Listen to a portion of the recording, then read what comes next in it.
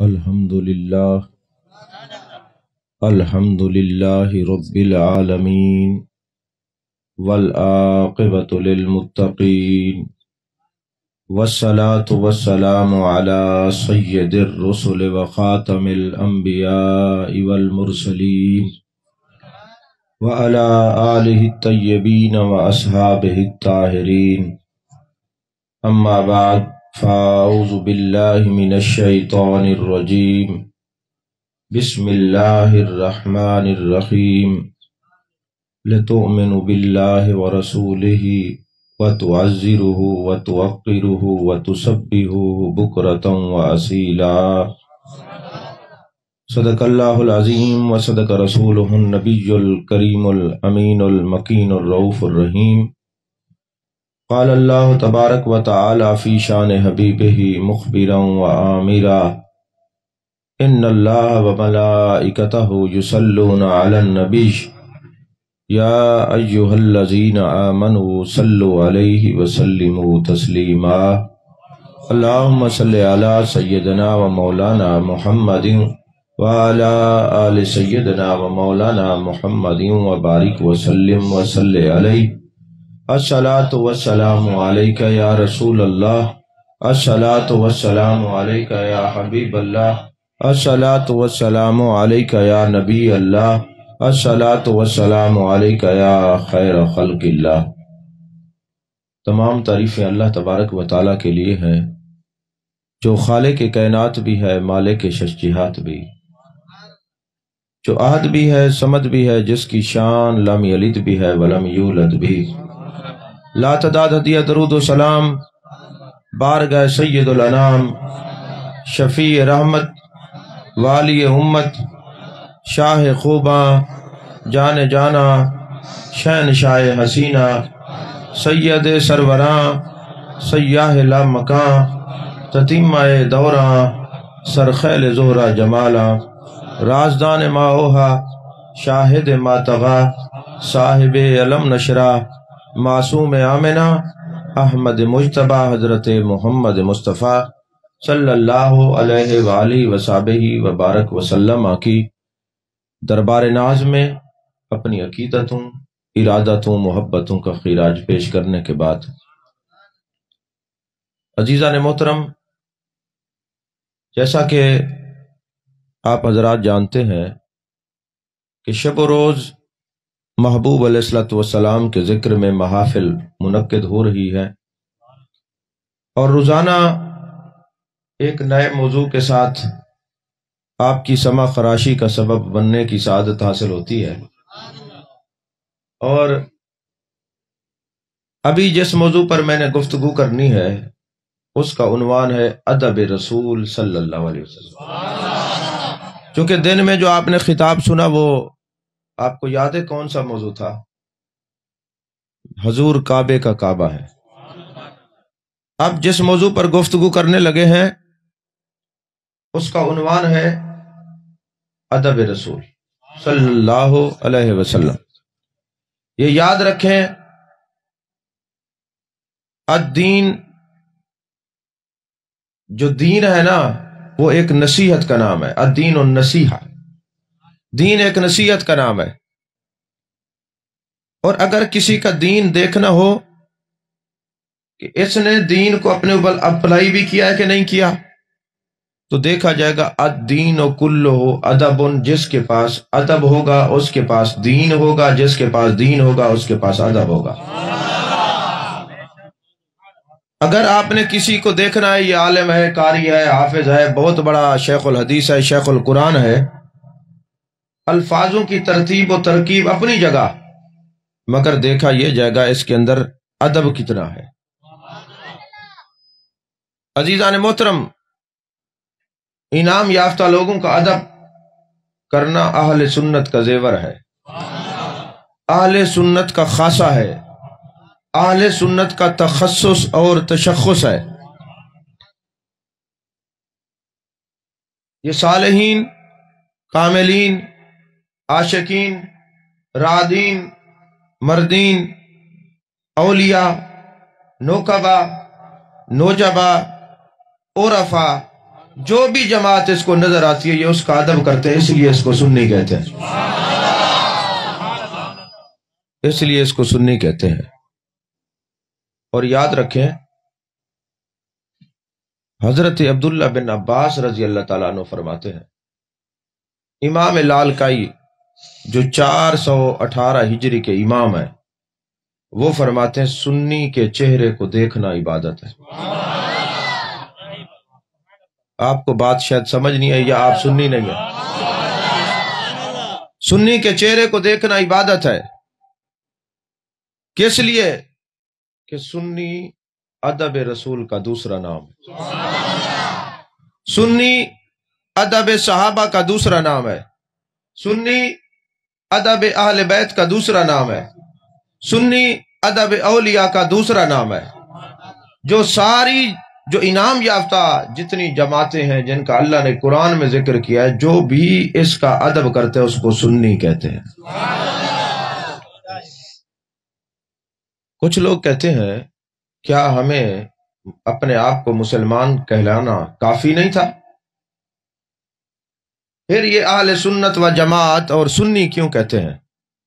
میں نے کہا ہم مسلمان بھی کہلاتے ہیں، مسلمان بھی ہیں، لیکن حضرت مجدد پاک فرماتے ہیں اگر کوئی مجھے مسلمان کہے مجھے اتنا خوشی نہیں ہوتی جتنا کوئی مجھے سنی کہے خوشی ہوتی۔ جب پوچھا گیا حضور والا بات کیا ہے کہ آپ کو کوئی مسلمان کہے اتنا خوشی نہیں ہوتی، کوئی سنی کہے خوشی ہوتی، آپ نے جو جواب دیا وہ دل کی تختی پہ تحریر کرنے کے قابل ہے۔ فرمایا مسلمانوں میں منافق ہوتے، سنیوں میں کوئی منافق نہیں ہوتا، وہ سب کا ادب کرنے والے ہیں، سب سے محبت کرنے والے ہیں، سب سے عشق رکھنے والے ہیں۔ 418 ہجری کے امام نے یہ بات لکھی جو میں ابھی بیان کرنے لگا ہوں، جس کا نام امام لالکائی عبد الغنی نابلوسی نے یہ لکھا۔ حضرت امام جلال الدین سیوطی نے بھی لکھا الحبیب اپنی کتاب عربی میں ہے، اس میں یہ بات لکھی۔ یہ 3 کتابوں کا حوالہ دے رہا ہوں، سنی ہونا، سنی رہنا، سنی مرنا، اس کی عظمت کیا ہے، اس کی شان کیا ہے۔ قرآن پاک میں جب یہ آیت نازل ہوئی یوم تبیض وجوہ و تسود وجوہ، قیامت والے دن کچھ چہرے سیاہ ہوں گے کچھ سفید ہوں گے، تو پوچھا گیا جانے کائنات صلی اللہ علیہ وسلم یہ ارشاد فرمائیں قیامت والے دن چہرے چمکتے ہوئے لوگ کون ہوں گے اور جن کا شکل پہ منہ جن کے کالے ہوں گے وہ کون ہوں گے؟ جانا نے فرمایا اہل سنہ و جماعت کے لوگوں کے چہرے 14ویں کی چاند کی طرح چمکتے ہوں گے اور رافضیوں اور خارجیوں کے چہرے کالے ہوں گے۔ اب صحابہ نے احسان کیا، پوچھ لیا حضور کل کو سارے کہیں گے ہم سنی ہیں، کوئی نشانی تو ہونی چاہیے۔ میرے آقا نے فرمایا کثرت سے میری ذات پہ درود پڑھنے والا سنی۔ آج تصور کریں وہ کرب و بلا کا میدان، حضرت امام حسین پاک رضی اللہ تعالی عنہ تلواروں کے سائے میں اپنے خاندان کی قربانی پیش کرنے کے بعد جو خطبہ ارشاد فرما رہے ہیں، امام عالی مقام حضرت امام حسین نے فرمایا لوگو تمہیں میرے نانا کی وہ حدیث یاد نہیں؟ اس کو تاریخ کامل میں امام جزری نے نقل کیا ہے، یہ بھی میں عرض کر دوں، ابھی تک اس کا اردو ترجمہ نہیں ہوا، یہ عربی میں کتاب ہے۔ ابن اسیر جزری نے کہا یہ حدیث لکھی کہ امام حسین پاک رضی اللہ تعالی عنہ علیہ السلام آپ خطبہ ارشاد فرماتے ہیں کربلا کے میدان میں، فرماتے لوگو تمہیں میرے آقا علیہ السلام میرے نانا کی وہ حدیث یاد نہیں؟ میرے نانا نے فرمایا اہل سنت وہ ہوتا ہے، سنی وہ ہوتا ہے جو اپنی آنکھوں کو ٹھنڈا کرتا ہے، کس کے ذکر سے؟ حسن کے ذکر سے، حسین کے ذکر سے۔ تم بھول گئے ہو میرے نانا نے کیا فرمایا تھا؟ سنی کی نشانی یہ ہے کہ وہ حسن اور حسین کو اپنی آنکھوں کی ٹھنڈک سمجھتا ہے۔ آج لوگوں نے امام حسین کو باغی کہا، یزید کو حق پر کہا، اس جماعتوں کو آپ جانتے ہیں، میں نام نہیں لیتا، میں آپ سے پوچھتا ہوں وہ تو سنی نہیں ہے؟ اور جو حضرت امام حسین سے حضرت امیر معاویہ کی صلح پر اعتراض کرتے ہیں وہ تو سنی نہیں ہے؟ سنی تو وہ کہتے ہیں، اس کو کہتے ہیں جو حضرت امام حسن کا بھی غلام ہے، امام حسین کا بھی غلام ہے۔ تو تو عزیزان محترم، اب سنی ہونا، سنی رہنا، سنی بننا، سنی جینا، سنی مرنا، فائدہ کیا ہے؟ توجہ ہے آپ؟ 3 میں نے کتابوں کے حوالے دیے، یاد کرنے، حوالے نوٹ کر لیں۔ امام لالکائی 1 418 ہجری کے امام عبد الغنی نابلوسی، نمبر 2 حضرت امام جلال الدین سیوطی بے لقاء الحبیب کے اندر یہ 3 اتنے بڑے بڑے محدث، اتنے بڑے بڑے عالم، اتنے بڑے عالم باللہ، اتنے بڑے فقیہ، اتنے بڑے فقیر، امام جلال الدین سیوطی تو وہ ہیں جن کو جاگتے ہوئے 75 مرتبہ جانے جانا کی زیارت نصیب ہوئی۔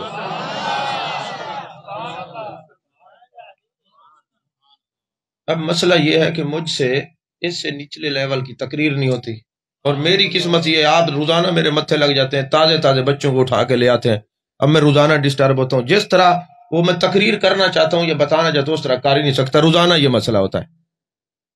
خدا کا واسطہ ہے، اگر اپنے نبی سے وفا کرنی ہے تو یہ چھوٹے چھوٹے بچوں کی اس کی پرورش کی ذمہ داری ماں کی ہے، علماء کی نہیں ہے کہ وہ دن میں سارا دن سبق یاد کریں، رات کو آپ کے بچوں کو چپ بھی کروائیں۔ یہ کام تو کم از کم خود کر لیا کریں۔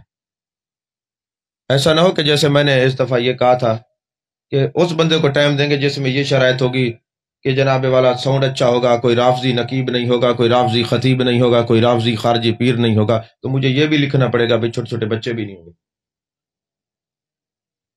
چھوٹے چھوٹے بچے وہ، اچھا ایک مسئلہ میں آپ کو بتاؤں، مدرسین کافی بیٹھے ہیں، ناراض نہیں ہونا، یہ جو بالکل نابالغ بچے ہیں نا، ان کے ہاتھوں میں پیسے دیتے جاؤ دے آؤ، یہ حرام ہے،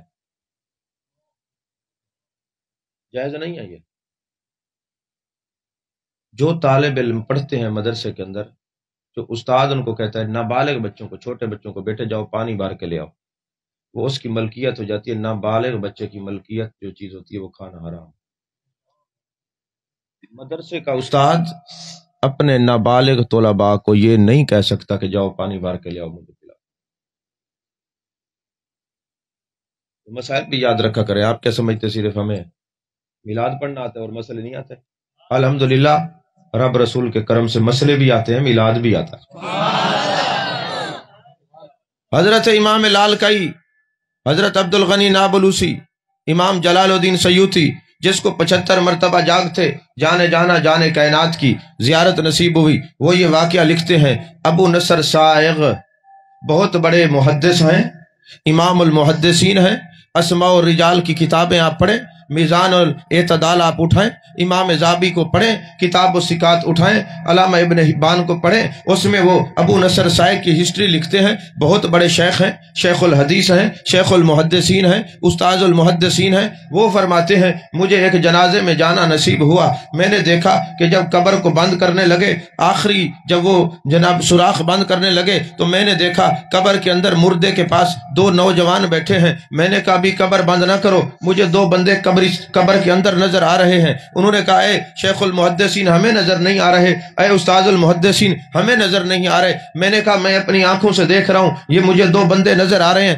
جو قبر کے اندر ہیں، یہ اندر نظر آ رہے ہیں۔ تو فرماتے ہیں جب میں نے دیکھا مجھے نظر آتے ہیں، ان کو نظر نہیں آتے، میں نے کہا میرے مالک یہ معاملہ کیا ہے؟ میں نے قرآن پاک کی تلاوت شروع کی، سورہ یاسین پڑھی اور عرض کی میرے مالک مجھے بتا دے یہ معاملہ کیا ہے، یہ بتا دے، یہ آشکار کر دے، اس بات کو کھول دے، یہ معاملہ کیا ہے؟ ابھی میں دعا کر رہا تھا، وہ دونوں نوجوان، وہ بندے، وہ خوبصورت شکل والے، حسن و جمال کا پیکر نکلتے ہیں، پوشت کر کے کھڑے ہو جاتے ہیں۔ میں پوچھتا ہوں تم کون ہو؟ کہا ابو نصر ساغر، تم نے نبی کی حدیث نہیں پڑھی، تم ہمیں نہیں جانتے، ہم کون ہیں؟ ہم انسان نہیں ہیں، ہم انسانی شکل میں فرشتے ہیں۔ تو مجاہد مشاہدے اور اللہ کا ذکر اتنا کرتا ہے کہ تیری آنکھوں نے ہمیں دیکھ لیا ہے، ورنہ ہمیں دیکھ نہیں سکتے۔ ہماری ڈیوٹی یہ ہے کہ جب کوئی سنی مرتا ہے، اہل سنت کا بندہ مرتا ہے، سنی قبر میں جاتا ہے، فرشتے آتے ہیں، سوال کرتے من ربوں کا، ما دینوں کا، ما کنت تقول فی ھذا الرجل۔ اب اللہ نے سنی کے اوپر ہمیں یہ مقرر کیا ہے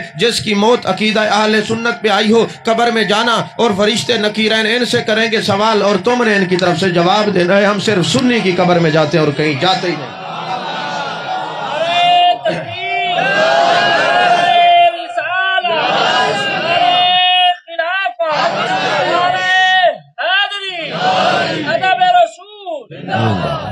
توجہ ہے؟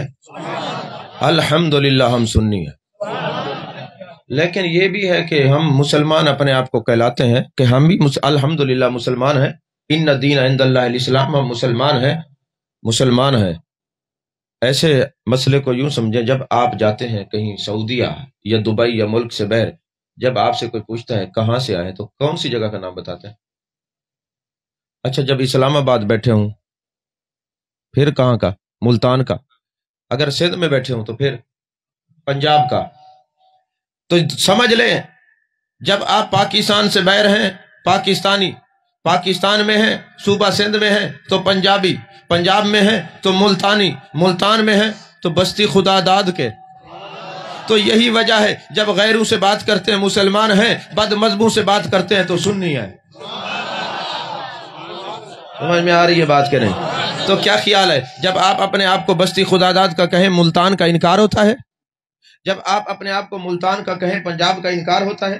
جب آپ اپنے آپ کو پنجاب کا کہیں پاکستان کا انکار ہوتا ہے؟ نہیں، جس طرح ملتان میں ہو کر آپ پاکستان کا انکار نہیں کر سکتے، سنی ہو کر اسلام کا انکار بھی کر نہیں سکتے۔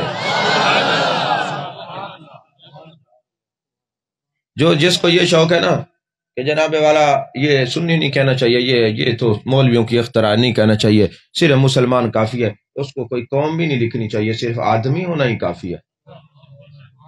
نہیں سمجھے؟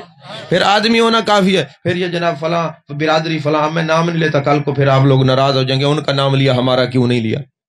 سمجھ میں آ رہی ہے بات؟ تو پھر قومیت لکھنے کی ضرورت نہیں ہے، نام و نسب لکھنے کی ضرورت نہیں ہے، پھر آدمی ہی کافی ہے۔ آدمی نہیں ہے، آدمی ہے نا، تو پھر آدمی کیوں نہیں لکھتے؟ پھر اس وقت تو قومیں آ جاتی ہیں۔ تو بتانا پڑے گا، نشانی تو ہوتی ہے، ہم نشانی یہ ہے کہ شریعت کے اندر ہم مسلمان ہیں، بندہ پروردگارم، امت احمد نبی، دوست دار چار یارم، تابع اولاد علی، مذہب حنفی ادارم، ملت حضرت خلیل، خاک پائے غوث اعظم، زیر سایہ ہر ولی۔ میرے کو لگ دے جڑے بعد چھولو لیندے انہاں کو بہ رہندا روکنا پوسی۔ 7:15 7:30 نماز تھی، یہ نواب 9:30 بجے تک آندے رہندے، جلدی آیا کرو۔ اللہ نے قرآن مجید برہان رشید میں ارشاد فرمایا لِتُؤْمِنُوا بِاللَّهِ وَرَسُولِهِ، اللہ اور اس کے رسول پر ایمان لاؤ۔ اچھا یہ توحید کا فائدہ کیا ہوتا ہے؟ آپ اللہ کو نہیں مانتے، محبوب کی رسالت کو نہیں مانتے، نقصان یہ ہے کہ آپ کی کوئی نیکی آپ کو فائدہ نہیں دے گی، دنیا میں فائدہ دے گی، آخرت میں نہیں۔ جب تک کوئی اللہ کو ایک نہ مانے، محبوب کی رسالت کو نہ مانے، اس کی نماز قابل قبول نہیں ہوتی، روزہ، زکوٰۃ، حج نہیں ہوتا۔ شرط یہ ہے کہ پہلے ماننا پڑے گا ایک کو، اور ایک کی وجہ سے جس نبی کو منانے کا حکم ہے اس کو بھی ماننا پڑے گا۔ اب ہم امت محمدیہ ہیں صلی اللہ علیہ وآلہ وسلم، ہم تو اپنے نبی کو مانتے ہیں، اور ایمان ہمارا سارے نبیوں پر ہے، ایمان سارے نبیوں پر ہے، لیکن ہم اتباع اپنے نبی کی کرتے ہیں، ایمان سب پر رکھتے ہیں، اتباع اپنے نبی کی کرتے ہیں، احترام سب کا کرتے ہیں، اتباع اپنے نبی کی کرتے ہیں۔ تو ہم، اللہ نے فرمایا لِتُؤْمِنُوا بِاللَّهِ وَرَسُولِهِ، اللہ اور اس کے رسول پر ایمان لے آؤ۔ اب مولانا روم نے ایمان کو ایک طریقے سے سمجھایا ہے خوبصورت کر کے۔ آپ کا یہ ایک معمول ہے مولانا روم کا مثنوی شریف میں، جب کوئی بات سمجھاتے ہیں نا تو ایک مثال دے کے، ایک افسانے کی طرح ایک کہانی بنا کے سمجھاتے ہیں تاکہ بات سمجھ آ جائے۔ فرماتے ہیں ایک پیر صاحب تھے، تو ایک مرید ان کے پاس گیا، وہ کہنے لگا حضرت ہم بڑے غریب ہیں، کوئی دعا فرمائے۔ اب پیر صاحب نے دعا کی، پھر چلا گیا حضرت دعا فرمائے، کچھ دن گئے، پھر انہوں نے دعا کی، آخر کار بستی خدا داد کا تھا، گل پڑ گیا، جی دعا کرواتا ہوں قبول نہیں ہوتی، کیونکہ یہاں تو ادب کے پیکر رہتے ہیں نا، تو جناب والا دعا کرواتے قبول نہیں ہوتی۔ جب انہوں نے دیکھا بدتمیز ہے اور بے ادبی پہ اتر آیا ہے، آپ نے فرمایا ایک کاغذ لے آؤ۔ جب کاغذ لے آئے تو اس کے اوپر 1 لکھ دیا کہ جاؤ اب تمہیں غیب سے 1 روپیہ ملے گا تو تم نے عیش کرو، جاؤ۔ اب وہ 1 روپیہ دے کے جناب انہوں نے بھیج دیا، لکھ کے دیا غیب کے خزانے سے 1 روپیہ ملے گا۔ اب روزانہ اس کو 1 روپیہ ملے، وہ عیش کرے۔ کچھ دن کے بعد کسی اور اللہ کے بندے سے ملاقات ہوئی، پوچھا اس نے پوچھا کیا کرتے ہو؟ کہنے لگا جناب بس میرے مرشد کا کرم ہے، مجھے جناب غیب سے انہوں نے 1 روپیہ لکھ کے دیا، غیب سے روپیہ ملتا ہے، اور میں نے جا کے لڑائی کر لی، باس مباحثہ کیا، تب انہوں نے 1 لکھ کے دیا۔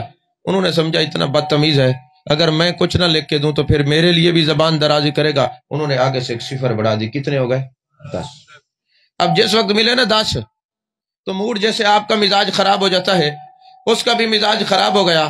اس نے کہا میرے پیر سے تو وہ پیر اچھا، میں اس کے اپنے کے پاس گیا 1، وہاں گیا 10 کر دیے، کچھ عرصے بعد کوئی اور اللہ والا ملا، اس نے صفر بڑھا دی، 100 ہو گئے۔ جب 100 ہو گئے تو اپنے مرشد کے خلاف ہو گیا، کہنے لگا مجھے اسے ملا کیا ہے؟ کچھ بھی نہیں ملا، 1 روپیہ یہ 1 ہی دیا ہے مجھے، اور کیا دیتا مجھے؟ صرف 1، میں نہیں مانتا، اب میں جا کے مناظرہ کرتا ہوں کہ آپ نے مجھے دیا کیا ہے، میں جا کے بات کرتا ہوں آپ سے، تو وہ اچھے سمجھیں، آپ سے وہ اچھے، فلاں مجھے فیض دیتا ہے، فلاں کے پاس مجھے یہ فیض ملا ہے، فلاں بڑا اچھا ہے، اس نے مجھے 10 کر دیے، فلاں نے 100 کر دیے، آپ نے دیا تو 1 دیا، کیا دیا آپ نے؟ اب لڑنے کے لیے اور بحث کرنے کے لیے اور بدتمیزی کرنے کے لیے ان کے آستانے پہ جاتا ہے۔ انہوں نے بڑی تسلی سے بات سنی، بات سننے کے بعد کہا کاغذ لاؤ، یہ خوش ہوا کہ صفر بڑھاتے ہیں، 100 سے 1000 ہوتا ہے۔ انہوں نے کہا میں اپنا 1 ہٹا رہا ہوں۔ آپ کو نہیں سمجھ آئی؟ میں اپنا 1 ہٹا رہا ہوں، جب 1 ہٹا تو کیا بچا؟ پھر 0 ہو گیا۔ تو یہی ہے توحید کا معاملہ، جب تک ایک خدا کو نہیں مانیں گے، میرے نبی کو نہیں مانیں گے، کلمے کا اعتبار نہیں ہوگا، نماز کا اعتبار نہیں ہوگا، روزے کا اعتبار نہیں ہوگا، زکوٰۃ کا اعتبار نہیں ہوگا۔ مولانا روم نے یہی سمجھایا کہ توحید اور رسالت کو جدا جدا نہیں سمجھنا، توحید اور رسالت کو جدا سمجھو گے نہ توحید رہے گی نہ رسالت رہے گی۔ اور آپ نے پھر ایک مثال دی توحید اور رسالت کو سمجھانے کے لیے، آپ نے فرمایا ایک آدمی ایسا تھا، بعض لوگوں کی نظروں کی ہیئت ایسی ہوتی ہے کہ وہ ادھر دیکھ رہے ہیں، پتہ لگتا ہے ادھر دیکھ رہے ہیں، اور بعض لوگ ایسے ہوتے ہیں کہ ان کو ایک کے بجائے 2 چیزیں نظر آتی ہیں۔ ایسی نظروں کے لوگ کافی ہوتے ہیں نا۔ ایک ایسا شاگرد اپنے استاد کے پاس گیا اور پڑھنے لگ گیا، تو استاد نے کہا حضرت بیٹے جاؤ کمرے سے شیشہ اٹھا کے لاؤ۔ اب اس کو چیزیں نظر آتی تھی 2۔ میں بات نہیں کھول رہا، آپ کو میں دیکھتا ہوں آپ کو کتنا آئی کیو لیول کتنا ہے، آپ کا بات سمجھتے ہیں۔ پیچھے جو میں نے 1 والی مثال دی ہے وہ بھی سمجھنے والے سمجھیں گے۔ جس شیخ کے پاس جاتے ہیں 1 کا تعلق اسی سے، پھر 1000 کے پاس بھی جائے نا، وہ 1 کا تعلق اسی کا رہے گا، جس دن اس کی نافرمانی کی وہ 1 بھی نہیں رہے گا۔ یہ بات یاد رکھنا، ہاں یہ لکھ لینا۔ بات توحید کی کر رہا ہوں، سمجھانا شریعت بھی ہے طریقت بھی ہے۔ اب وہ جو بھینگے صاحب تھے نا، تو استاد نے کہا جاؤ شیشہ لے آؤ۔ وہ اندر گیا، اس نے دیکھا، واپس آیا، کہنے لگا حضور اندر تو 2 شیشے پڑے ہوئے۔ انہوں نے کہا 1 شیشہ ہے، کہا نہیں 2 ہے، کہا 1 ہے، کہنے لگا 2 ہے۔ استاد نے غصے میں کہا 1 پتھر اٹھاؤ، جا کے مارو، جو بچ جائے وہ لے آنا، جو ٹوٹ جائے وہ تو ٹوٹ ہی جائے گا۔ اب اس نے جب پتھر اٹھا کے مارا نا، شیشہ تو 1 تھا، نظر اس کو 2 آتے تھے۔ جب اس نے پتھر شیشے پہ مارا، وہ ٹوٹا، واپس آ کے کہتے حضور میں نے 1 کو توڑا، 2 ٹوٹ گئے۔ فرمایا یہی تو بات ہے، تم توحید کو مانو گے رسالت کو چھوڑ کے توحید نہیں رہے گی، اور رسالت کو مانو گے توحید کو چھوڑ کے رسالت نہیں رہے گی۔ سمجھ آئیے بات کہ نہیں آئی؟ یہ تصوف کا غلبہ ہو رہا ہے، رنگ تصوف کی بات ہے۔ تو اسی لیے خواجہ غلام فرید نے فرمایا ہک دی دم دم سکھ کے، ہک کو جڑا ڈو کر جانے، کافر تے مشرک کے۔ نہیں سمجھے؟ ہاں عزیزان محترم، اس بات کو دونوں کو میں نے کھولا اس لیے نہیں ہے کہ آپ روز تو تقریر سمجھ دیں، اتنا تو سمجھ ہوگی انشاءاللہ۔ تو فرمایا اللہ اور اس کے رسول کے پر ایمان لاؤ، لانے کے بعد کیا کام کرو؟ وَتُعَزِّرُهُ وَتُوَقِّرُهُ، میرے محبوب کی تعظیم اور توقیر کرو۔ ایمان لانے کے بعد پہلی ڈیوٹی اللہ نے کیا لگائی ہے؟ تو پھر تعظیم مصطفیٰ ہم جو کرتے ہیں کس کا حکم ہے؟ حضرت خواجہ قمر الدین سیالوی رحمۃ اللہ علیہ کے پاس ایک شخص آیا، کہنے لگا حضرت یہ جو آپ انگوٹھے چومتے کہاں لکھا ہوا ہے؟ آپ نے فرمایا قرآن میں لکھا ہوا ہے۔ انہوں نے کہا میں بڑا حافظ ہوں، میں نے بڑے تجوید پڑھی ہے، مجھے دارا با یدربو کی بڑی گردانیں آتی ہیں، میں گردان ہوں الحمدللہ، لیکن میں نے قرآن میں کہیں نہیں پڑھا کہ انگوٹھے چومنے کا حکم ہو۔ آپ نے فرمایا یہ بتاؤ جو انگوٹھے چومتا ہے وہ نبی کی تعظیم کرتا ہے یا توہین کرتا ہے؟ اس نے کہا تعظیم کرتا ہے۔ فرمایا پھر مسئلہ حل ہو گیا۔ اللہ نے فرمایا لِتُؤْمِنُوا بِاللَّهِ وَرَسُولِهِ وَتُعَزِّرُوهُ وَتُوَقِّرُوهُ، ایمان لانے کے بعد پہلا کام کیا کرو؟ میرے نبی کی تعظیم اور توقیر کرو۔ تعظیم کا حکم ہے، پیمانہ نہیں، جو بھی تعظیم کا پہلو ہے سارا کرو۔ توجہ ہے؟ بخاری شریف اٹھائیں، عروہ بن مسعود ثقفی، ان کو کفار نے بھیجا، مشرکین نے بھیجا، جاؤ نبی پاک صلی اللہ علیہ وسلم سے بات کرو۔ اچھا جب وہ آئے نا تو کیا دیکھتے ہیں؟ عروہ بن مسعود ثقفی کیا دیکھتا ہے کہ میرے آقا وضو فرما رہے ہیں اور صحابہ مستعمل پانی زمین پہ نہیں جانے دیتے۔ آپ کلی فرماتے ہیں تو وہ ہاتھوں پہ لے لیتے ہیں، اور جس کا پانی ختم ہو جاتا ہے دوسرے کے ہاتھ پر مسل کر اپنے چہرے پہ اور سینے پہ لگا لیتا ہے، اور زمین پر نہیں جانے دیتے۔ محبوب علیہ الصلوۃ والسلام کی اتنی تعظیم کرتے ہیں کہ آپ کے منہ مبارک بھی زمین پر نہیں جانے دیتے۔ قرآن میں کہیں صحابہ کو حکم ہے ایسی تعظیم کرو؟ نہیں ہے نا۔ تو وہ جانتے تھے جو بھی تعظیم مصطفیٰ کا پہلو ہے قرآن سے حکم ہے، وَتُعَزِّرُوهُ وَتُوَقِّرُوهُ۔ عروہ بن مسعود ثقفی آئے، انہوں نے جب یہ حال دیکھا نا تو واپس جا کے کہا لوگوں، بڑے بڑے کیسر و کسرا کے بادشاہ دیکھے ہیں، ان کی سلطنت ہوگی کسی ڈنڈے کے زور پر ہوگی، اگر دلوں پر کسی کی سلطنت ہے تو وہ میرے محمد مصطفیٰ صلی اللہ علیہ وسلم۔ اور وہ عروہ بن مسعود ثقفی مسلمان کس وجہ سے ہوا؟ تعظیم مصطفیٰ کو دیکھ کے۔ ایک مشرک آتا ہے تعظیم مصطفیٰ کو دیکھتا ہے، تعظیم مصطفیٰ کی وجہ سے اس کے شرک کا بھانڈا پھوٹ جاتا ہے۔ تو کیسا مسلمان ہے کہ تجھے تعظیم مصطفیٰ شرک لگتی ہے؟ سمجھ میں آ رہی ہے بات کہ نہیں ہے؟ تو تعظیم مصطفیٰ پہ فتوے دیتا ہے، اور وہ جو مشرک ہیں وہ دیکھتے ہیں تعظیم مصطفیٰ اور دل میں نبی کی عظمت بیٹھ جاتی ہے۔ جس طرح مشرکین کے سامنے نبی کی تعظیم کی جائے یہ صحابہ کی سنت ہے، اسی طرح بد مذہبوں کے سامنے نبی کی تعظیم کریں، انگوٹھے چومے جائیں، میلاد منایا جائے، جھنڈیاں لگائی جائیں، جشن کیا جائے، یہ جشن منایا جائے، تو ہو سکتا ہے کہ نبی کی تعظیم دیکھ کے کوئی اور بھی تعظیم کی طرف لوٹ آئے۔ ہماری نیت یہ بھی ہے۔ سمجھ میں آ رہی ہے بات کہ نہیں؟ اب پہلا درجہ ایمان کا، دوسرا تعظیم، اور ابھی تو عزر اس پر بات کریں تو گھنٹہ لگ جائے گا کہ یہ اس کا معنی کیا ہے، اس کا مادہ اشتقاق کیا ہے اور کیا ہے۔ اس پر میں ابھی آپ کو نہیں الجھاتا کیونکہ ابھی ایک مہینہ پڑا، پھر اس پر اور موضوع پر تقریر اسی پر ہوگی، لیکن وہ پھر بعد میں اس کا معنی اور ماخذ بیان کریں گے۔ ابھی آگے چلتے ہیں۔ پہلے کیا ہے؟ تعظیم کرو، پہلے ایمان لاؤ اللہ اور اس کے، پھر کیا کرو؟ تعظیم کرو۔ اب تیسرا درجہ کیا ہے؟ وَتُسَبِّحُوهُ بُكْرَةً وَأَصِيلًا، صبح شام اللہ کی تسبیح کرو، اللہ کی عبادت کرو۔ اب 3 درجے ہو گئے، پہلا درجہ ایمان کا، دوسرا تعظیم مصطفیٰ کا، تیسرا عبادت کا۔ اب ان تینوں میں سے کسی کو ایک درجہ کم ہو تو وہ قرآن کی پوری آیت پر عمل نہیں کرتا۔ اسی آیت سے نبی کا جشن بھی ثابت ہے، نبی کا مشن بھی ثابت ہے۔ بعض لوگ ہوں گے آپ کو وہ تعظیم کرتے نظر آئیں گے، وہ جھنڈیاں بھی لگائیں گے، وہ میلاد بھی منائیں گے، لیکن اللہ کی تسبیح نہیں کریں گے، اللہ کی عبادت نہیں کریں گے، وہ بھی پورے طرح اس آیت کے مطابق ایمان والے نہیں ہیں، وہ بھی خسارے والے ہیں۔ بعض جو ہیں عبادت کرتے نظر آئیں گے، ماتھے پہ لمبے لمبے محراب ہوں گے، بڑے جبے کبے دستاریں، ہاتھوں میں تسبیحیں ہوں گی، گھر گھر میں جا کے تبلیغ بھی کریں گے، تعظیم مصطفیٰ کے منکر ہوں گے۔ سچا مسلمان وہ ہے جو نبی کی تعظیم بھی کرتا ہے، اللہ کی عبادت بھی کرتا ہے۔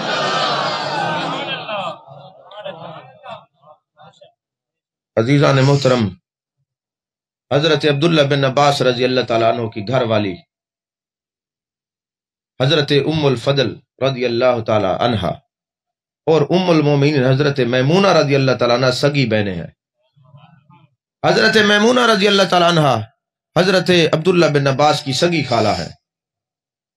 ایک دن عرض کرنے لگے، خالہ جان میرا دل کرتا ہے کسی دن میں آپ کے حجرے میں قیام کروں، جانے کائنات مصطفیٰ جان رحمت صلی اللہ علیہ وسلم تشریف فرما ہوں، میں آپ کے معمولات دیکھنا چاہتا ہوں۔ حضرت عبداللہ بن عباس فرماتے ہیں میری قسمت کتنی اچھی ہے، جس تکیے پہ میرے آقا اپنا سر مقدسہ رکھ کے سوتے تھے، اس طرف آپ کا سر ہوتا، اس طرف میں سر ساتھ رکھ کے سوتا تھا، اتنا قرب کہ مزے لوٹا کرتا تھا۔ محبوب کی ہوادار، خوشبودار اور معطر اور منور سانسوں سے میں خوشبو وصول کیا کرتا تھا، جانے جانا کے ساتھ آرام کیا کرتا تھا۔ ایک مرتبہ ایسا ہوا کہ میرے آقا رات کو اٹھے ہیں، جانے جانا کو میں نے وضو کروایا ہے اور میرے آقا نے نوافل شروع کر دی، میں آپ کے برابر کھڑا ہوا، میں پیچھے کھڑا ہوا، محبوب نے پکڑا آگے کر دیا، پھر میں پیچھے ہوا، پھر محبوب نے آگے کر دیا، پھر میں پیچھے ہوا، محبوب نے آگے کر دیا۔ میرے آقا مسئلہ سمجھانا چاہتے تھے اور جب میں پیچھے ہو گیا، محبوب نے نماز مکمل کر لی۔ جب نماز مکمل کی تو مجھ سے پوچھا اے عبداللہ بن عباس، میں تمہیں برابر کھڑا کرتا ہوں، تم پیچھے کیوں ہوتے ہو؟ میں نے کہا حضور کوئی مائی کا لال آپ کے برابر کھڑا ہو سکتا ہے؟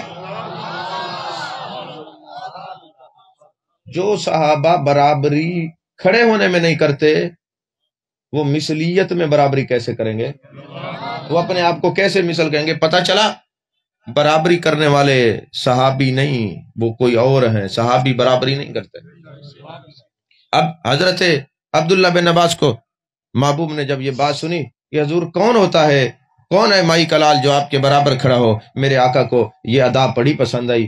جانے جانا جانے کائنات مصطفیٰ جان رحمت صلی اللہ علیہ وسلم نے ہاتھ اٹھائے اور فرمایا اے اللہ عبداللہ بن عباس کو میرے دین کا فقیہ بنا دے۔ یہ حضرت عبداللہ بن عباس ہیں جو پہلے مفسر قرآن ہیں، تفسیر ابن عباس تاریخ میں سب سے پہلے حضرت عبداللہ بن عباس نے لکھی ہے، اور محبوب نے دعا دی ہے اور دعا دے کے فقیہ بھی بنایا، دعا دے کے مفسر بھی بنایا، دعا دے کے محدث بھی بنایا، اور ہمیں سنیوں کو یہ بھی بتایا ہے فقیہ وہ ہوتا ہے جو ادب رسول والا ہوتا ہے، محدث وہ ہوتا ہے جو ادب رسول والا ہوتا ہے، اور مفسر قرآن وہ ہوتا ہے جو ادب رسول والا ہوتا ہے۔ گویا محبوب نے سمجھایا کہ عبداللہ بن عباس میں تیرا ادب چیک کر رہا تھا، اب تو ادب کی منزلوں کو طے کر چکا، جا میں تجھے فقیہ بناتا ہوں، تجھے مفسر بناتا ہوں، تجھے محدث بناتا ہوں، تاکہ قیامت والے دن جب کوئی میرا امتی اپنے بچوں کو تعلیم دلوانا چاہے تو سب سے پہلے دیکھے فقیہ تو ہے، نبی کا ادب کرنے والا ہے کہ نہیں، محدث تو ہے ادب کرنے والا ہے کہ نہیں، مفسر تو ہے ادب کرنے والا ہے کہ نہیں، تو تفسیر بھی اسی کی پڑھی جائے گی جو ادب رسول والا مفسر ہوگا۔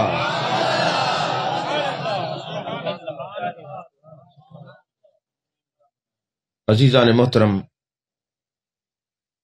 ادب دیکھیے، جب میرے آقا علیہ الصلوۃ والسلام کا ظاہری طور پہ وصال ہوا، منبر مبارک کی 3 سیڑھیاں تھیں، جس جگہ میرے آقا تشریف فرما ہوتے حضرت صدیق اکبر ادب کی وجہ سے اس جگہ نہیں بیٹھتے جہاں قدمین مصطفیٰ ہیں، وہاں بیٹھ کے خطبہ ارشاد فرماتے۔ اور جب سیدنا صدیق اکبر رضی اللہ تعالیٰ عنہ آپ کا وصال ہوتا ہے تو حضرت فاروق اعظم وہاں نہیں بیٹھتے جہاں صدیق اکبر بیٹھتے ہیں، وہ جگہ خالی چھوڑتے ہیں، اس جگہ بیٹھتے ہیں جہاں حضرت صدیق اکبر کے قدم آتے تھے، وہاں حضرت فاروق اعظم بیٹھا کرتے تھے۔ ایک مرتبہ ہم گئے گولڑا شریف، تو گولڑا شریف کی خانقاہ پہ محفل ہو رہی تھی، تو انہوں نے حضرت سیدنا پیر مہر علی شاہ رحمۃ اللہ کی مسند شریف رکھی ہوئی تھی جو مستعمل تھی، استعمال فرماتے تھے، خالی چھوڑی ہوئی تھی۔ تو ایک میرے ساتھ مولوی صاحب تھے، مولوی نا بڑی جلدی فتویٰ لگانے میں جلدی کرتے ہیں، پتہ ہوتا نہیں، عالم بنتا تب ہے جب اس کا کوئی مربی ہو، اس کی تربیت کرنے والا ہو، بغیر تربیت کے کوئی عالم نہیں بن سکتا، الفاظ ہوں گے برکات نہیں ہوگی۔ مجھ سے پوچھنے لگے حضرت یہ بتائیں یہ جو انہوں نے خالی مسند چھوڑی ہے قرآن حدیث کے مطابق ہے؟ میں کہ یہ بالکل عین مطابق۔ کہنے لگے جی کیسے؟ میں نے کہا میرے آقا کا ادب صدیق اکبر نے کیا، جگہ خالی چھوڑ دی، نہیں سمجھ آئی؟ حضرت صدیق اکبر کا ادب فاروق اعظم نے کیا، جگہ خالی چھوڑ دی۔ تو جو پاک اور اللہ کے محبوب بندے ہوتے ہیں ان کی بیٹھنے والی جگہ کو خالی چھوڑنا یہ بھی میرے نبی کے صحابہ کی سنت ہے۔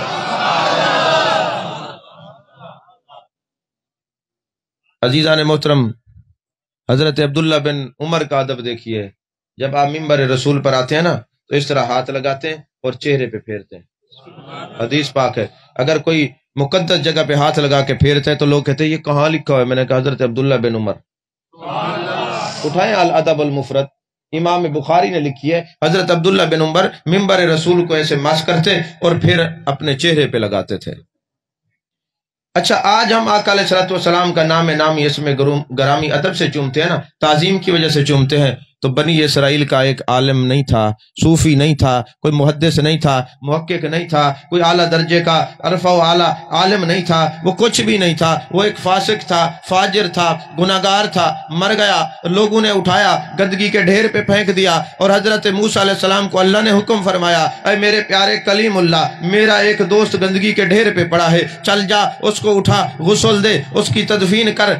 اب موسیٰ علیہ السلام امر ربی تھا، جاتے ہیں، اس کو اٹھاتے ہیں، غسل دیتے ہیں، کفن پہناتے ہیں، تدفین کرتے ہیں، پھر اللہ کی بارگاہ میں عرض کرتے ہیں، میرے مالک یہ گناہگار تھا، یہ فاسق تھا، یہ فاجر تھا، اس کے اعمال اچھے نہیں تھے، آپ نے حکم دیا، میں نے جا کے تدفین کر دی، میں باری تعالیٰ یہ پوچھنا چاہتا ہوں، ظاہری طور پہ اس کے اعمال تو اچھے نہ تھے، یہ فاسق تھا، یہ فاجر تھا، یہ گناہگار تھا، لیکن اے اللہ تو نے فرمایا میرا یار ہے، میرا دوست ہے، میرا ولی ہے، تو میں چلا گیا، بتا تو صحیح وہ ولی تیرا بنا کیسے، تیرا دوست بنا کیسے؟ اب اللہ نے کیا فرمایا؟ یہ سیرت حلبیہ میں ہے، مقاصد و سالکین میں ہے، سعادت دارین میں ہے، یہ جناب والا علامہ یوسف بن اسماعیل نبہانی نے لکھا ہے، یہ ساری مستند کتابیں ہیں، سب کے اندر یہ واقعہ لکھا ہوا ہے۔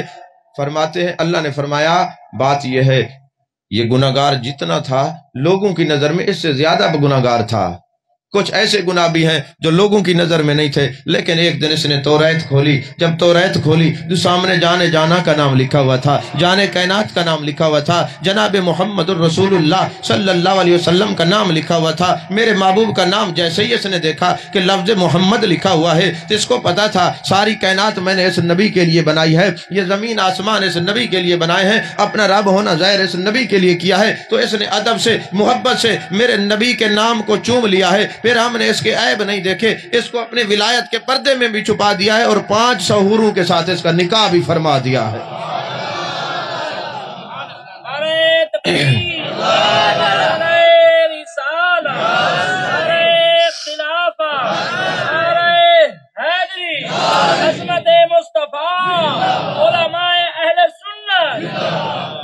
سمجھ آئی ہے؟ اب میں آپ سے پوچھتا ہوں، وہ مسلمان نہیں، ولی نہیں، غوث نہیں، کتب نہیں، ابدال نہیں، اوتاد نہیں، کچھ بھی نہیں، فاسق ہے، فاجر ہے، بنی اسرائیل کی امت میں سے ہے، اگر بنی اسرائیل کا کوئی امت ہی نبی کا نام چومے اور اللہ کا ولی بن جائے تو ہم تو ہیں امت محمدیہ میں، ہم چومیں گے تو کیوں نہ اللہ ہمارے عیبوں پہ پردے ڈالے گا۔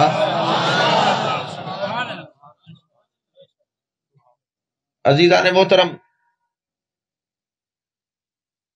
میرے آقا کے ادب کی بات ہے، اگر آمنہ کے لال کا ادب ہو تب بھی درجے ملتے ہیں، اور میرے آقا کے بال کا ادب ہو تب بھی درجے ملتے ہیں، اور نبی کی آل کا ادب ہو تب بھی درجے ملتے ہیں۔ اسی لیے تو میرے آقا نے فرمایا جو میری اولاد کی محبت میں مرا وہ شہادت کی موت مرا، اور جو میری آل کی محبت میں مرا وہ عقیدہ اہل سنت پر مرا، اور جو میری آل کی محبت میں مرے گا فرشتے اس کو دلہن بنا کے لے کے جائیں گے، اور جب وہ جائے گا قبر میں نکیرین تھپڑ نہیں ماریں گے، الٹا زیارت کرنے کے لیے آئیں گے، اور قیامت تک جو میرے آل کی محبت میں مرے گا اور رہے گا، قیامت تک فرشتے اس کی قبر کو زیارت کے لیے آیا کریں گے۔ میں نے کہا بہاؤدین زکریا آپ کی قبر پہ آج تک دیکھا ہے ہر وقت رونا کے، کہا میں آل رسول سے پیار کرنے والا ہوں۔ سمجھ میں آ رہی ہے بات کہ نہیں؟ تو خود نبی سے پیار کرے، ادب کرے تب بھی درجہ، نبی کے بال سے ادب کرے تب بھی درجہ، نبی کی آل سے ادب کرے تب بھی درجہ۔ مکتبہ فکر دیوبند کے ایک عالم گزرے مولوی محمد حسن صاحب، جو بات اچھی ہے ہم حوالے کے ساتھ کریں گے اور بات کریں گے، چھپائیں گے یا نہیں۔ انہوں نے ایک بڑی خوبصورت بات لکھی، اجازت ہو تو عرض کر دو، ویسے تمہید باندھتے باندھتے تقریر کا ٹائم ختم ہو گیا ہے، اب یہ جو میں جتنی دیر اوپر بولوں گا یہ اضافی ہے۔ تو عزیزان محترم، انہوں نے یہ بات لکھی، حوالہ میں نے دیا، نام بتا دیا، کتاب موجود ہے، کوئی دیکھنا چاہے تو دکھا بھی سکتے ہیں۔ اپنی کتابوں میں بھی علامہ یوسف بن اسماعیل نبہانی نے لکھا، مفتی امین صاحب نے لکھا، سعادت دارین میں بھی یہ بات موجود ہے، دوسری کتب کے اندر بھی یہ بات موجود ہے۔ بلخ کے اندر 2 بھائی رہتے تھے، ان کا جو والد تھا اعلیٰ درجے کا سوداگر تھا، تجارت بھی کرتا تھا، تاجر بھی تھا، میرے آقا کا عاشق بھی تھا۔ عشق کے لیے پیر ہونا ضروری نہیں، عشق کے لیے مولوی ہونا ضروری نہیں، عشق کے لیے صاف دل ہونا ضروری ہے۔ اب وہ تاجر تھا، تجارت بھی کرتا ہے، عاشق بھی ہے، نبی کی یاد بھی مناتا ہے، نبی کا میلاد بھی مناتا ہے۔ اچانک اس تاجر کا انتقال ہو گیا، 2 بیٹے وارث چھوڑے، بڑا بیٹا لالچی تھا، چھوٹا عاشق رسول تھا۔ اب ہر ایک کی قسمت جدا جدا ہوتی ہے، طبیعت جدا جدا ہوتی ہے، ذہنی صلاحیت جدا جدا ہوتی ہے۔ اب چھوٹے نے بڑے کو کہا کہ ابا جان نے جو وراثت چھوڑی ہے، اس وراثت میں جانے جانا، جانے کائنات کے 3 منہ مبارک بھی ہیں۔ اب یہ بتاؤ، یہ جب ہم وراثت تقسیم کریں گے، مال کی وراثت بھی تقسیم ہو جائے گی، ہر چیز ہم تقسیم کر لیں گے، زمین بھی تقسیم ہو جائے گی، لیکن محبوب کے منہ مبارک 4 ہوتے تو 2 آتے، بال مبارک 3 ہیں، بندے ہم 2 ہیں، اس کی تقسیم کیسے ہوگی؟ تو بڑے نے کہا ایسا کرتے ہیں، 1 بال کے 2 حصے کر دیتے ہیں۔ وہ عاشق تڑپ گیا، کہا نہیں نہیں نہیں نہیں، میں جان دے دوں گا مر نبی کے بال مبارک کے 2 حصے نہیں ہونے دوں گا۔ یہی وجہ ہے ہمارے علماء کا یہ فتویٰ ہے کہ جو آپ لوگ ربیع الاول میں کیک کے اوپر نبی کا نام لکھتے ہیں اور پھر کاٹتے ہیں، بہت بڑا گناہ کرتے ہیں۔ یہ بنانا گناہ، بنانے والا گناہ گار ہے، کاٹنے والا گناہ گار ہے۔ یہ آپ کی عقیدت نہیں ہے، محبت نہیں ہے۔ بعض اوقات آپ لوگ محبت میں جہالت کے پردوں میں چھپ جاتے ہیں۔ ایسے کیک کاٹنا جن پر جانے جانا کا نام لکھو، آپ کا دل کیسے کرتا ہے کہ نبی کے نام پہ چھری چلائیں؟ کوئی شرم آتی ہے؟ یہ ناجائز ہے، مت ایسے کیک بنوایا کریں۔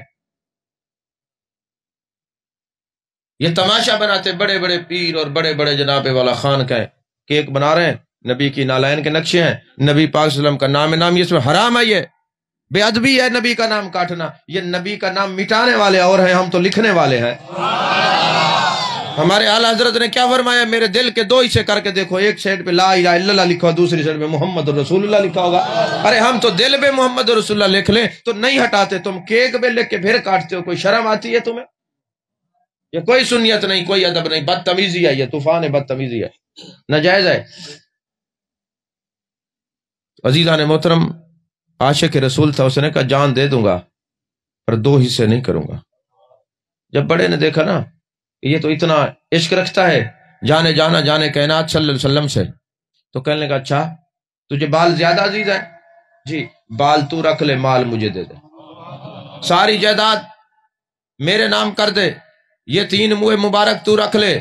عاشق رسول نے کہا یہ میرے عشق کا امتحان ہے۔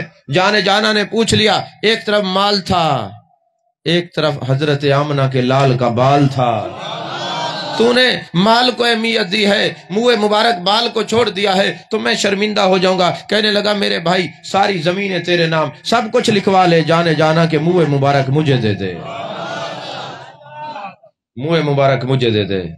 اب منہ مبارک لے لیے، مال دے دیا، سڑک پر آ گیا، جتنے اولیاء تھے جانے جانا کی زیارت ہوتی، فرمایا جاؤ جس نے بخشش کروانی ہے میرے عاشق کے چہرے کی زیارت کرو، جس نے مجھے راضی کرنا ہے جائے میرے عاشق کی خدمت کرے، جس نے مجھے راضی کرنا ہے جائے میرے عاشق کا دیدار کرے۔ اب ہوا یہ کہ جس کے پاس مال تھا وہ ختم ہو گیا، سب کچھ ختم ہو گیا، وہ روڈ پہ آ گیا، یہ امیر سے امیر تر ہو گیا۔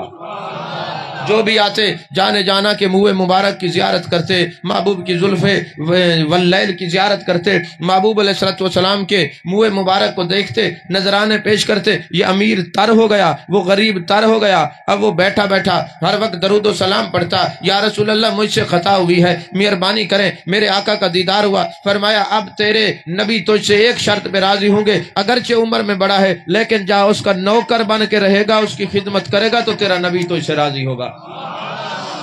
نعرہ تکبیر، نعرہ رسالت، نعرہ خلافت، نعرہ حیدری، نعرہ حیدری، عظمت مصطفیٰ، تعظیم مصطفیٰ، علماء اہل سنت، علماء اہل سنت، اہل سنت، اہل نہیں اہل سنت۔ یہ درود شریف پڑھتے ہیں نا، اکثر بے توجہی کی وجہ سے پڑھ دیتے ہیں، اللہم صلی علی سیدنا مولانا محمد وعلی آل سیدنا مولانا محمد وبارک وسلم وصلوا علیہ نہیں کہنا چاہیے،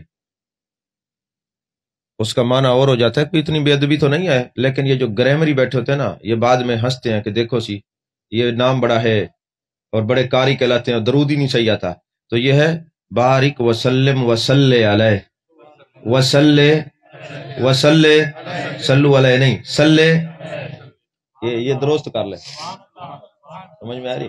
کئی لوگوں کو اس کا پتہ بھی نہیں ہوگا، اور بے خیالی میں بڑے بڑے علماء بھی کہہ جاتے، کبھی کبھی ہمارے منہ سے بھی صلو علیہ نکل جاتا، بعد میں یاد آ جاتا ہے، لیکن آپ سامنے جو بیٹھے ہوتے ہیں نا، وہ کسی بندے نے تصویر بنائی نا، اس نے کہا اس میں جو خرابی ہے نا درست کر دو، بندہ جو ہے اس نے سارے، کسی نے ناک مٹا دی، پوری تصویر ہی ختم کر دی، پھر اس نے ایک بورڈ لگایا جیسے میں نے بنائی تھی ویسے بنا کے دکھا، کوئی بھی نہیں آیا۔ جس کا کام تعمیر کرنا ہوتا ہے وہ تقریب نہیں کرتا، جس کا کام تقریب ہوتا ہے وہ تعمیر نہیں کرتا۔ تو اس لیے جو تقریب کار بیٹھے ہوتے ہیں مجمع میں، انہوں نے تقریب کرنی ہے، بعد میں کیڑے نکالنے ہیں، یہاں بیٹھ کے تقریر کرنا ساری دنیا کے سامنے اتنا آسان نہیں ہے، سمجھ میں آ رہی ہے بات؟ اس لیے کسی شاعر نے کہا ملا تیرا شیوا اسوہ شبیر نہیں ہے، ہر کام تیرا تقریب ہے تعمیر نہیں ہے، ہر ایک پہ لگا دیتا ہے تو کفر کے فتوے، اسلام تیرے باپ کی جاگیر نہیں ہے۔ ہاں جی، اب میں کیا عرض کر رہا تھا کہ بھائی کو دیدار ہوا بڑے کو جاؤ، اب اس کا نوکر بن کے رہے، اس کی نوکری کر، اس کا خادم بن، پھر میں راضی ہو جاؤں گا۔ کیوں؟ اس نے میری نوکری نہیں چھوڑی، جو میرے در کی نوکری نہیں چھوڑتا میں سارا زمانہ اس کا نوکر کر دیتا۔ سمجھ میں آ رہی ہے؟ جب سے تیرے گھرانے کا نوکر ہوا سب سے اچھی میری نوکری ہو گئی۔ تو عزیزان محترم، اب وہ بڑا بھائی وہاں رہا، اتفاق سے عاشق رسول کو اجل آ گئی، وصال ہو گیا، دنیا سے چلے گئے۔ جنازے میں اولیاء، اصفیاء، ازکیاء، نوکبا، نوجبا، کاملین، واصلین، عاشقین، رادین، مردین، اس درجے کے لوگ آئے۔ بڑا بھائی سوال کرتا ہے تمہیں کیسے پتا چلا؟ وہ کہتے رات جانے جانا کا دیدار ہوا، فرمایا میرا عاشق ہے، ہم بھی جنازے میں جا رہے ہیں، جو آئے گا بخشا جائے گا، جو آئے گا بخشا جائے گا۔ ہم عاشقوں کے جنازے میں جایا کرتے ہیں، عاشقوں کا جنازہ پڑھا کرو، عاشقوں کے جنازے میں بخشش ہو جاتی ہے، تو لہذا جو بھی جائے گا بخشا جائے گا۔ صرف یہاں تک نہیں، قیامت تک میرے اس عاشق کی قبر کے اوپر جو بھی آ کے دعا کرے گا، دعا ختم نہیں ہوگی، قبولیت پہلے ہو جائے گی۔ اب میں آپ سے پوچھتا ہوں، جو نبی کے بال کا ادب کرے تو اس کا یہ درجہ، اور جو خود آمنہ کے لال کا ادب کرے اس کا کتنا بڑا درجہ ہوگا، اس کا کتنا بڑا درجہ ہوگا۔ عزیزان محترم، حضرت مجدد پاک امام مجدد الفسانی امام سرہندی رحمت اللہ علیہ، جب آپ کا وصال ہوا نا تو کسی نے پوچھا آپ کو اللہ نے کیا سلوک کیا ہے خواب میں؟ اب ان کو دیکھنے والا بھی کوئی اس درجے کا ہوگا نا، ایسے عام آدمی کو تھوڑی نظر آتے۔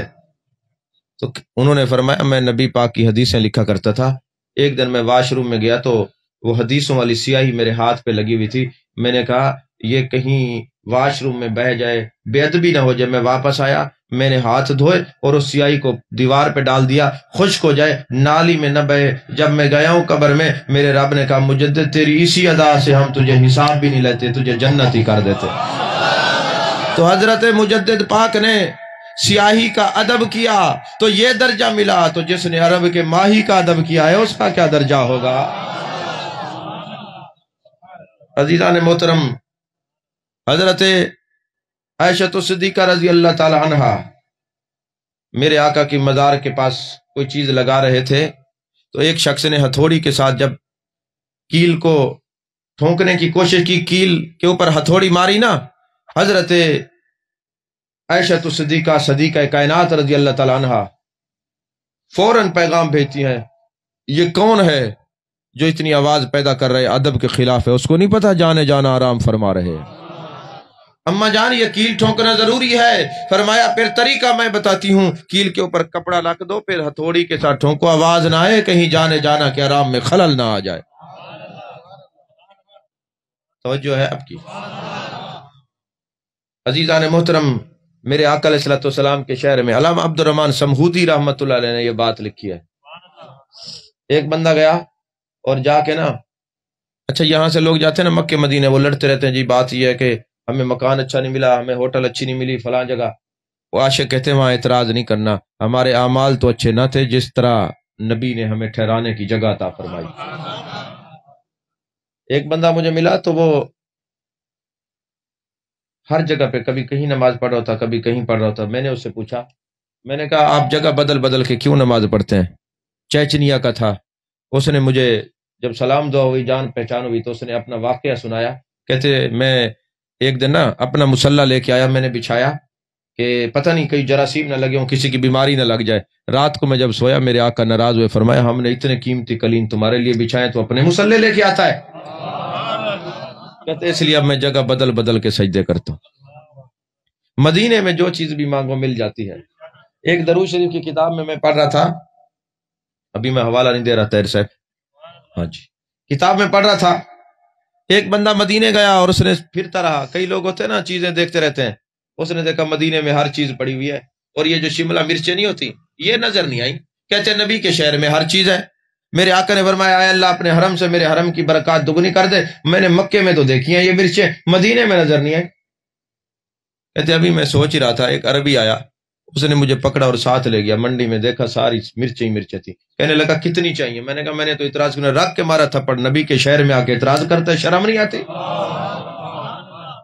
علامہ عبد الرحمن سمہودی رحمۃ اللہ علیہ فرماتے ہیں کہ ایک بندہ مدینہ شریف گیا، جب وہ کھانا کھانے لگا تو دہی جب اس نے استعمال کی رکھ دی. کہتے کھٹی ہے. رات کو میرے آقا کی زیارت ہوئی، فرمایا نکل جا میرے شہر سے، میرے شہر کی چیزوں کو تو کھٹا کہتے ہیں، تجھے حیا نہیں آتی؟ میرے آقا علیہ الصلوۃ والسلام کی بارگاہ میں جانا بہت بڑے ادب کا مقام ہے. نبی کا جو ادب کرتا ہے وہ کامیاب ہوتا ہے. ادب ہی کی وجہ سے انسان کو کامیابی اور کامرانی نصیب ہوتی ہے. عزیزان محترم، ایک کتاب کے اندر حضرت فاروق اعظم سے یہ روایت ہے اور ایک کتاب میں مولا علی سے روایت ہے. میں دونوں روایتیں پیش کر رہا ہوں. کسی مفتی نے ایک پڑھ رکھی ہو، سویرے کہے جی نہیں وہ تو نام غلط بتا کے گئے. دونوں ہیں. مدینہ شریف کے اندر جانے کائنات صلی اللہ علیہ وآلہ وسلم کے شہر کے اندر میرے آقا پر وحی نازل ہو رہی تھی. کتوں نے بھونکنا شروع کر دیا. میرے آقا نے حضرت عمر یا حضرت علی فرمایا ان کو کہ جاؤ ان کتوں کو کہہ دو میرا شہر چھوڑ دیں.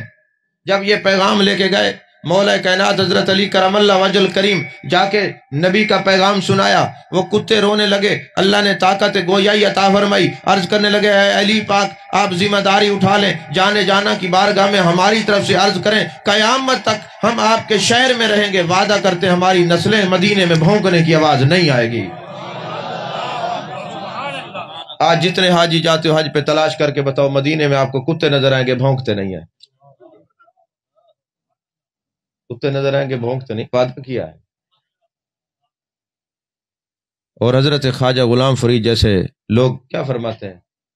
توڑے دھکڑے دھوڑے کھاندڑی ہاں تیرے نام تو مفت وکاندڑی ہاں تیرے باندیاں دی میں باندڑی ہاں تیرے درد کتیاں نال ادب اتھا میں مٹھڑی نت جان بلب ات خوش وسدا وچ ملک.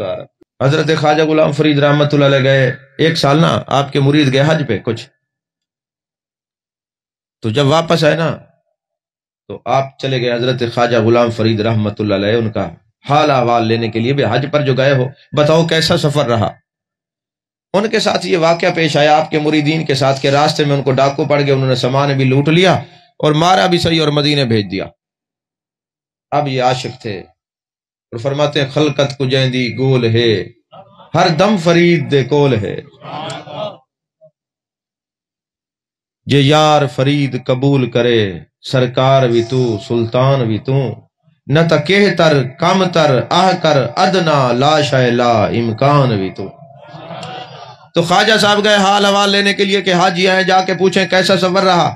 اب حاجی چونکہ حاج کے ساتھ مار بھی کھا کے آئے تھے تو ان کی طبیعت پر ملال تھا.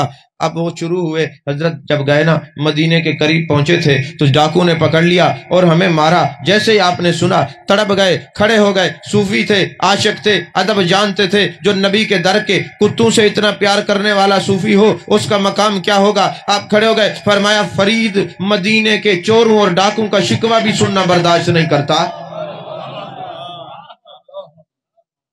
تصوف کی بات کر رہا ہوں، فرید نہیں سنتا، کوئی اور بات بتاؤ۔ انہوں نے کہا چل اللہ کرے تو سمجھو تمہاری نالی میں تھی، وال پوچھ۔ اگلے سال آپ خود تشریف لے گئے، آپ کے ساتھ بھی وہی واقعہ پیش آیا، ڈاکو تھے، انہوں نے سامان کھینچ لیا، آپ حج سے واپس ہے، مرید بڑے خوش ہوئے، اچھا ہوا ہے پچھلے سال ہمیں ادب کی تعلیم دے رہے تھے، اب جا کے پوچھتے ہیں جڑے ویلے گئے نا صحیح بیا سناؤ کیسا سفر یہ؟ آپ نے فرمایا ہاں دا بڑا زور دا سفر ہے، مدینے دے سفر تو وڈا کیڑا سفر ہے۔ انہیں کسی بھائی کوئی گال، فرمایا کیا دسوں، مدینے تے گئے ہیں، سرکار دے روزے دی جالی کو میں ادب دی وجہ کلو چومیا نہیں، جو میرے ہونٹ ہی قابل نہیں، با گنبد خضرا کو ڈٹھی رکھ دم، ہر ویلے درو دیوار کو دے دامی، اکھی کھول کے درو دیوار کو دے دم، اکھی بند کر کے اپنے یار کو دے دامی۔ انہاں سے بھائی کوئی گال، فرمایا بھائی کیا دسنا چاہتے، کیا سننا چاہتے ہو، کیا دسا؟ صحیح سب کو پتہ لگے جی میں ساڑے نال تھئیے تمہاری نالی میں تھئیے۔ آپ نے فرمایا کٹیں دے ہن مریں دے ہن مدینے وال پوچھیں دے ہن، کٹیں دے ہن مریں دے ہن مدینے وال پوچھیں دے ہن، انہاں دی مار تو صدقے انہاں دے پیار تو صدقے۔ عزیزان محترم، سب سے بڑا جو انسان کے پاس سرمایہ ہے نا، سب سے جو بڑی دولت ہے وہ میرے آقا علیہ الصلوۃ والسلام کا ادب ہے۔ ایک اور بات سنا دو، تھکے بیٹھے ہو؟ شواہد الحق کے اندر یہ بات موجود ہے، لکھنے والے حضرت علامہ یوسف بن اسماعیل نبہانی اور رسول اللہ کے بڑے پیارے عاشق امتی، اتنے بڑے سیرت نگار، محبوب کی ودہا کے چہرے پہ بات کرتے ہیں تو کئی کئی کتابیں لکھ دیتے، واللیل کی زلفوں پہ بات کرتے ہیں تو کئی کئی کتابیں لکھ دیتے۔ شواہد الحق کے اندر انہوں نے ایک بڑی خوبصورت بات لکھی، فرمایا ادب کی بات یہ ہے جو اپنے نبی کا ادب کرتا ہے، نبی کے نام کا لحاظ کرتا ہے، اللہ اس کو کیا عظمتیں اور شانیں دیتا ہے۔ وہ لکھتے ہیں ایک بادشاہ تھا، اس نے ایک لڑکی سے شادی کی، بڑا واقعہ لمبا ہے مختصر عرض کر رہا ہوں، شادی کی، اب جو بادشاہ کے موروثی سونے کے کنگن تھے اس نے اپنی ملکہ کو دے دیے، اس نے وہ کنگن پہن لیے۔ ایک دن دروازے پہ دستک ہوئی تو کسی نے دروازے سے پوچھا کہ تم میں سے کون ہے جو رسول اللہ کے نام پہ کوئی قیمتی چیز ہمیں دے دے؟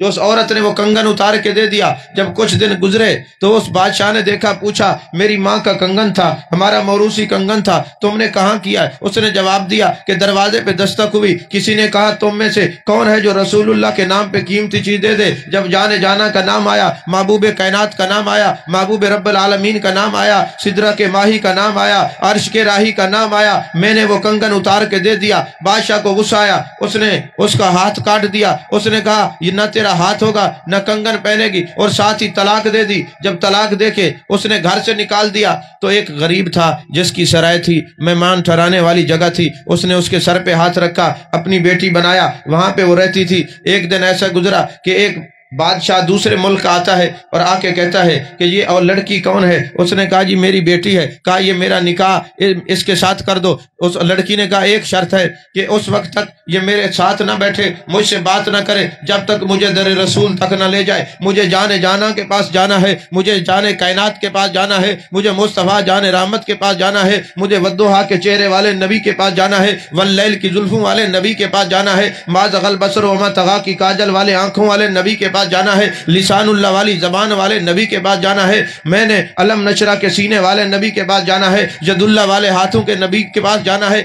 میں نے مدینے والے نبی کے پاس جانا ہے۔ اس کو کہو نکاح کر لے لیکن در مصطفیٰ پہ پہلے لے جائے، اپنے گھر میں بعد میں لے جائے۔